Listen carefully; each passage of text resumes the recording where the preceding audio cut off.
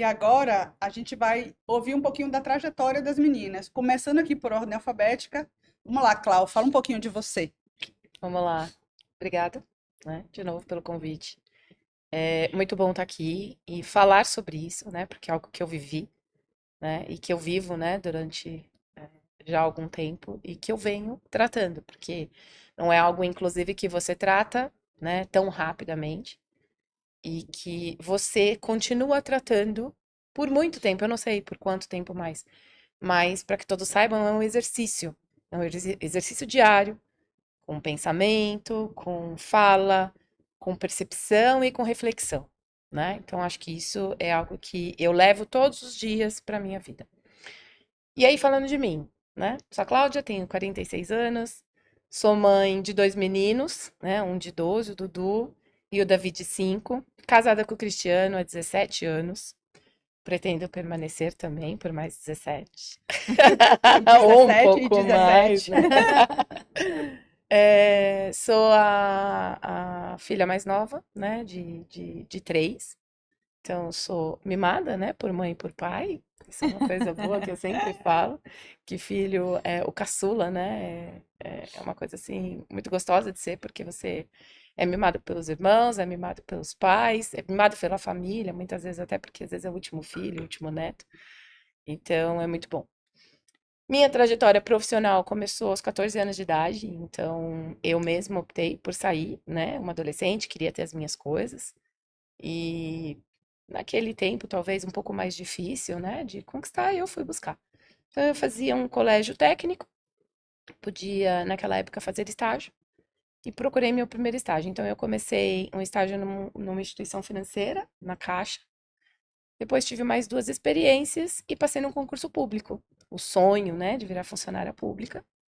Virei, fui, e em um ano privatizou, né? Tudo por água abaixo.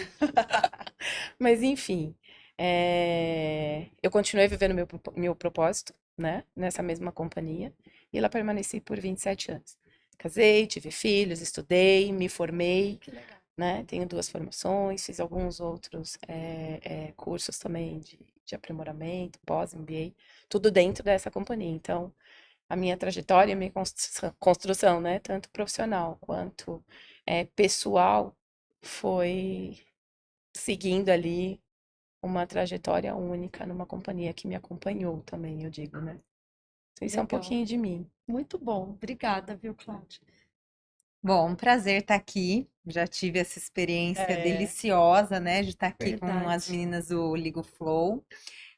Eu sou a Karina. Eu também, tenho uma história parecida é, com a Cláudia. Eu tenho 47 anos, também sou casada, tenho dois filhos, uma adolescente, um pré-adolescente. Também tô há 25 anos, né, a minha carreira no mundo corporativo, trabalhando em grandes empresas.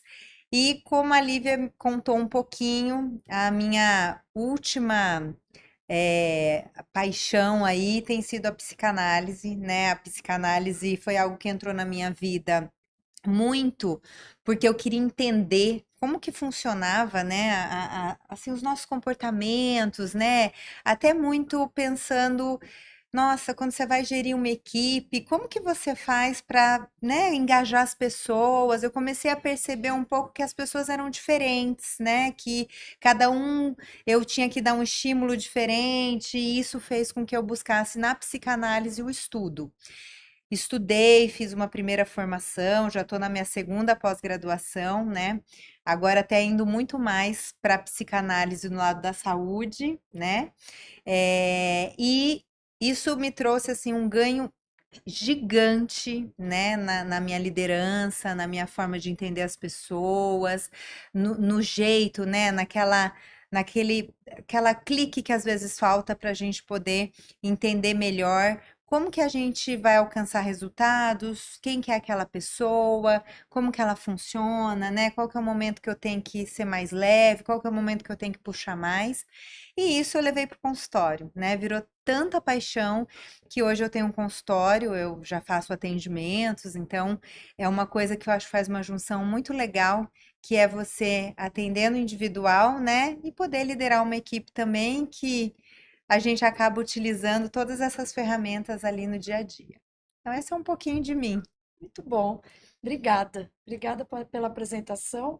Bom, nós vamos começar, mas antes eu quero lembrar que o Flow, né, o Ligo Flow é para a gente foi criado para inspirar mulheres a encontrar o seu estado de flow, né, a encontrar o seu potencial e ser líder da tua própria vida. Não esqueçam, você que está em casa, de nos adicionar no YouTube, aperta o sininho, segue a gente, tanto no YouTube como no Instagram, que nós estamos gravando episódios agora semanais, sempre com temas diversos e bem interessante para todos. É isso aí. Vamos lá, Clau. Quando você olha para o início da sua carreira, né, a Clau lá de 14, depois do concurso, você sempre, eu te conheci, a gente trabalhou junto há muito tempo, e você sempre foi aceleradíssima, né? Eu lembro épocas que a gente tinha tanta coisa para fazer que a gente, tipo, botava a criança para dormir e estava ali no computador, trabalhando até a hora que Sim. o sono derrubasse, né? E aí eu queria saber, assim, você sempre foi, desde o início, ligadaça, assim, querendo novos desafios, querendo quebrar regras que não faziam sentido? Me conte um pouco. Sim. Sim, minha mãe inclusive falava que eu era ligada no 420, né? Não no 220. Então sempre fui, acho que desde criança. E em toda essa discussão, né, revisão de trajetória, de autoconhecimento, eu me recordo assim muito do meu início de carreira, né? E que traz sim essa questão de aceleração, de sempre estar ali muito à frente, muito preocupada com as coisas, em querer fazer as coisas corretamente, né? E não permitir que eu não entregasse o meu melhor, né? Então isso traz um pouco dessa aceleração. Então, fazendo essa revisão de trajetória, o meu primeiro estágio foi na Caixa Econômica, aos 14 anos, e eu trabalhava naquele central de atendimento ao trabalhador, cuidando ali de FGTS de conta inativa. E estas contas, sistema antigo, eu não conseguia muito pesquisar, e eu ficava inconformada de não achar. Imagina aquela pessoa que era simples, precisava daquele dinheiro, chegava, não tinha, aí o outro falava assim, não tem nada.